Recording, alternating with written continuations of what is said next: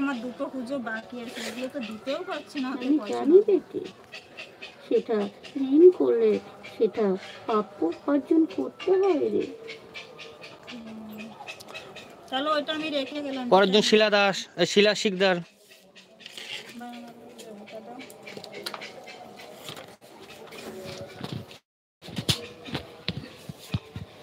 মা বল বেটি, এই কাজে একটু বাধা করছে কেন?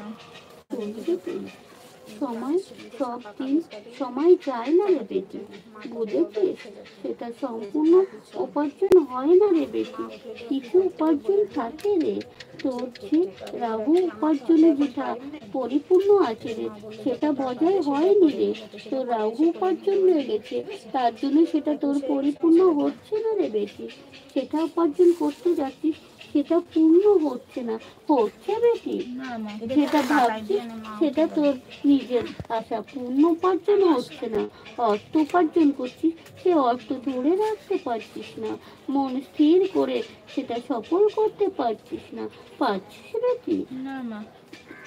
শোন বেটি, আবার তোর সময় উপার্জন হবে রে বেটি, সেটা নিয়ে কষ্ট পাস না। দুর্বল আর তোকে যে আমরা আশা দিয়েছি, সেই আশাও তোর পূর্ণ হবে রে। হ্যাঁ মা, ওইটা তো পোস্ট করেছি ওই চিঠিটা।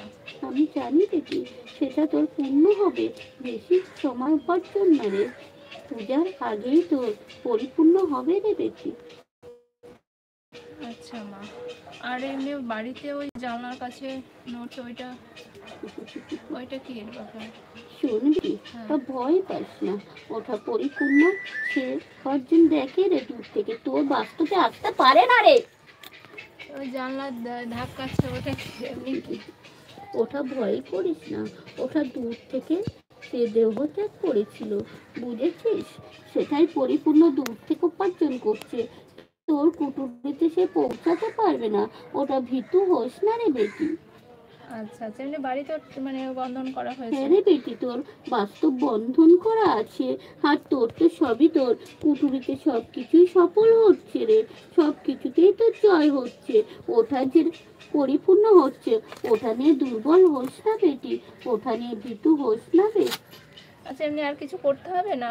আজ ঠিক হয়ে যাবে? ওটা ঠিক হয়ে যাবে, এটা ধুনা উপার্জন সন্ধ্যাবেলা করে ধুনা পরিপূর্ণ করিস।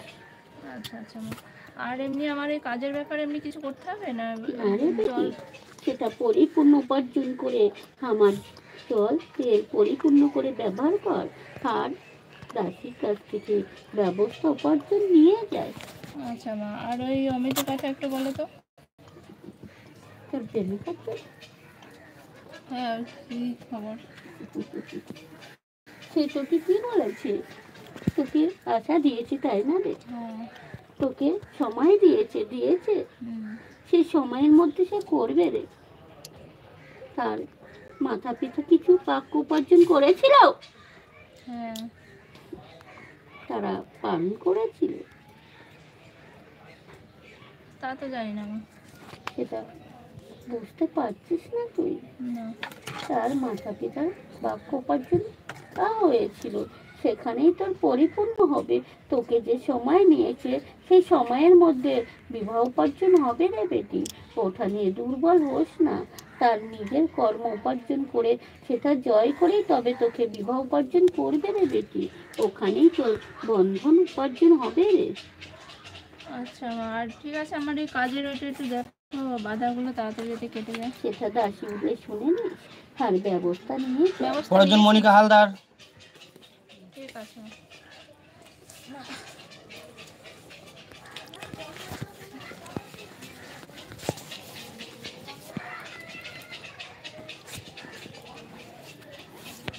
মা বলো তো, মনিকা হালদারের ব্যাপার কি? তোর বোনের জন্য? হ্যাঁ, বোনের কথা জিজ্ঞেস, বোন এরকম করছে কেন?